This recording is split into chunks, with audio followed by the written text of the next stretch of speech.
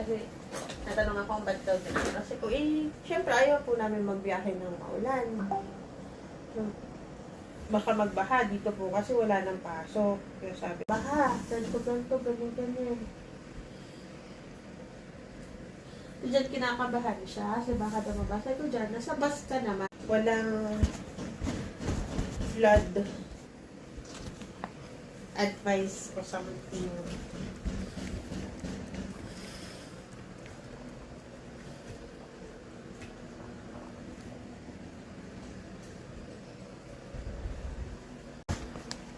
Pwede rin naman sana siya sa loob, kaya lang mabaho.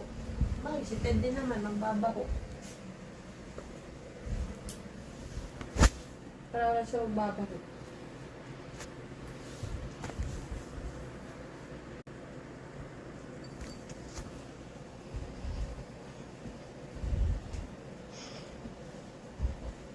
Again? Tama. What? Isang backpack lang naman kami ni Z. Ayan o yung, kaya nilabas yung ano dyan. Ito maliit. Oo. Ay, gamitin ko ulit.